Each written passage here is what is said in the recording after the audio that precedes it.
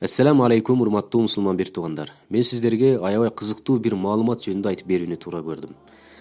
Кечээ бир байке менен сүйлөшүп отурсам, "Эй Мухаммад" дейт. "О" десем, "Мени шайтаным семирип кетти" дейт. "Кандай семирип кетти? Кантип байкадыңыз?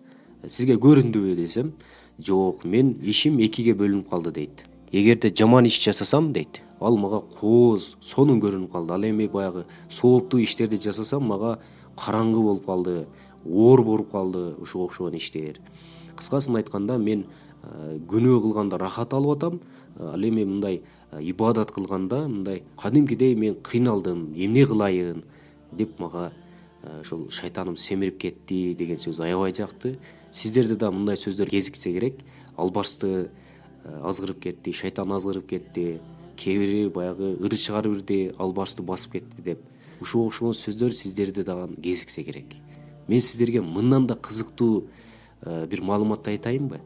Мейли, сиз айтып аткан бир шайтан азгырыгы боюнча айтып атасыз да. Шайтан азгырып кетти, шайтаным семирип кетти деп. Ал эми мен сизге 70 шайтандан да күчтүүрөөк, амал көйү жагынан, бар жагынан күчтүү бирөө жөнүндө айтып берейинби? Анда эмесе кулак салыңыз. Негизи эле Аллах Таала адамды өзгөчө кылып жаратты. Пендеге Аллах Таала акыл эс берди, эрк берди, нафсини берди. Ошол себептен адам баласы ар бир ишинде өзүнүн нафсин тизгиндеп, теске салып турушу керек. Бул биздин мусулмандык зарыл вазифаларыбыздан болуп эсептелет. Эми ошол мусулман пенде күн сайын өзүнүн ички дүйнөсүн текшерип, мен бүгүн Аллах Таала үчүн, Аллах ыраазылыгы үчүн эмне кылдым, эмне ката иш кылдым, эмнени туура эмес кылдым деп өзүн суракка тартып, рухий кемчиликтерин иликтеп чыгышы керек. Эгер мындай кылбаса, инсан өзүн жоготуп алат. Демек мен жогоруда айткан сөздөрдүн жыйындысы эмне болуп чыкты? Бул нафси болуп чыкты. Демек бул нафси 70 шайтандан да күчтүүрөөк, амал көйүрөөк. Эгерде ошол нафсини жайына кое турган болсок, ал азоо аргымактай алкынып кете берет. Таттуу, жагымдуу нерсеге, арам иштерге азгырат. Намаздан, ибадаттан алаксытып, жаман иштерге мындай жол багыт кылып коет. Эгерде хадиске таяна турган болсок, адамдын нафси 70 шайтандан да күчтүү болот. Амал көйүрөөк болот. Демек, нафсини тарбиялоонун өзү эле бул зор күчтүү, катуу күрөштү талап кылат туугандар. Кур'ан-ы Керимде Юсуф сүрөсүндө айтат: "Мен өзүмдү актабаймын. Чындыгында нафси деген жаман ишке тынбастан буйрат турбайбы? Роббим ырайым кылбаса." Албетте, Роббим кечирүүчү, ырайымдуу. Көрдүңүздөрбү, эгерде Аллах Таала өз ырайымын албаса, ал нафси тынбай жаман иштерге буйруп турат. Урматтуу мекендештер, нафсини билген жараткан Роббисин да билет. Инсанды байлык менен, дүйнө менен, мансап менен, кумарлоо жактары менен азгырган, бейишке даярданууга тоскоолдук жараткан нерсе бул эмне экен? Албетте, бул нафси. Бул нафси болуп эсептелет. Нафсинин азгыруусунан кутулуу үчүн адам баласы ашкерек каалоолордун артынан ээрчибеши керек. Каалоолорду ташташ керек. Ким нафсисин ээрчисе, ал анын тузагына түшөт. Нафсинин ар түрдүү каалоолорун аткарган адам, ал ошол нафсин өтө күчтүү кылып коет. Нафсини тарбиялоо бул жеңил иш эмес. Ал эми ошол нафсини тарбиялабай койсо, ал айбандан айырмасы жок болуп калат. Эгер адам нафсини тарбиялабаса, каалагандай жеп, каалагандай ичип, каалагандай уктап, каалагандай ошол жыныстык каалоону ашыкча кандырып, бул жаныбар айбандардан айырмаланбай калат. Биз инсанды Аллах Таала ушунчалык кооз кылып жаратканын, жер бетинде орун басар кылып жаратканын эстен чыгарбашыбыз керек.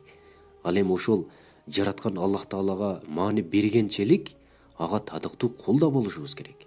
Биз Аллах Тааланы ушунчалык мээримдүү, ырайымдуу, Алла колдосун, Алланы сүйөбүз деп айтабыз, бирок ошол сүйүүбүздүн белгиси ал ошол ибадат болушу керек. Сиз Аллах Таала менен болгон сүйүүнү кантип тастыктайсыз? Албетте ошол ибадат менен тастыктайсыз. Эскерте кете турган нерсе, кабырда, акыретте жана ошол тозокто адамдын башына келе турган кыйынчылыктардын баары ушул ээн баш нафсинин айынан болот. Нафсини эркине койгон адам ошол Аллах Тааланын карына калат. Кабырдагы кыйынчылыктарды, акыреттеги оор суракты көп эстей эле. нафсини ибадаттар менен, зикир менен тарбиялайлы. Андай кылбасак, бул ээн баш болуп кетет.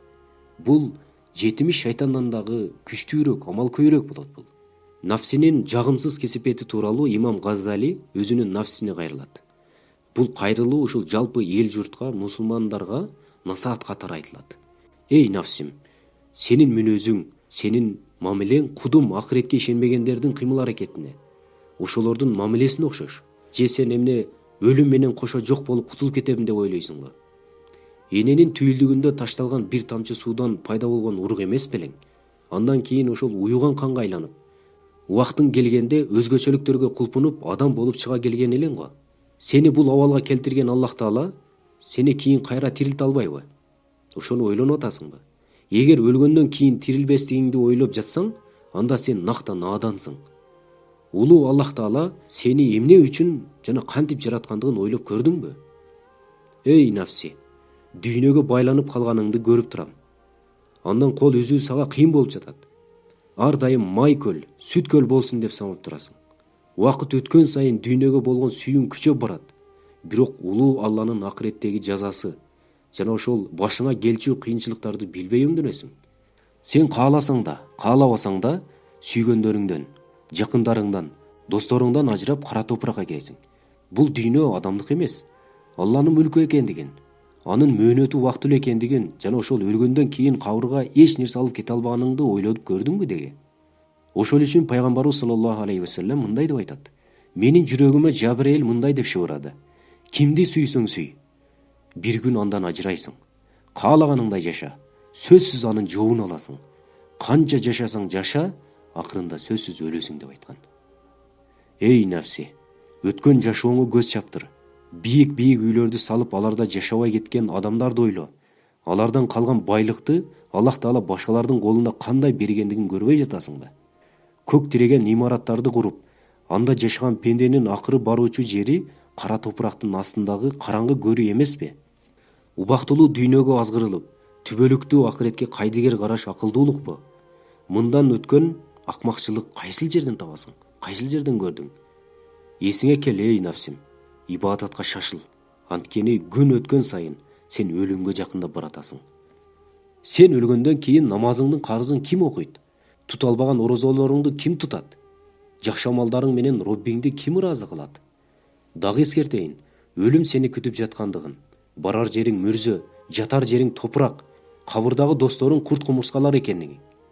Макшар күнүндө жакшы жаман амалдарыңдын жообун бере тургандыгын эсиңден чыгарба. Өлгөндөн кийин бул дүйнөгө кайтуу үчүн көп адамдар Аллага жалбарарын. Эгер мүмкүнчүлүк берилсе, бул дүйнөгө келип, ыйман келтирип, кайра ошол өлүүгө ыраазы экендигин зар какшап сурангандар көп болорун билбейт белең. О бир боорум, о кыргызым, өлгөндөн кийин берилбей турган мүмкүнчүлүк бүгүн сенин колуңда. Аллахтын ушул азыркы ырайымын пайдалана албасаң, акыретте каарына каласың. Пайгамбарыбыз саллаллаху алейхи вассалам мындай деп айтат. Мусулмандык жоопкерчиликти бийик койгон жана өлүмдөн кийин жашоо үчүн аракет кылган адам чыныгы акылдуу адам. Ал эми нафсинин каалоосуна баш ийген жана акылга сыйбай турган нерселерди Аллах Тааладан күткөн пенде накта акылсыз. Урматтуу мекендешим, урматтуу мусулман бир тууган, кел ушул 70 шайтандан да күчтүү болгон нафсини тарбиялайлы.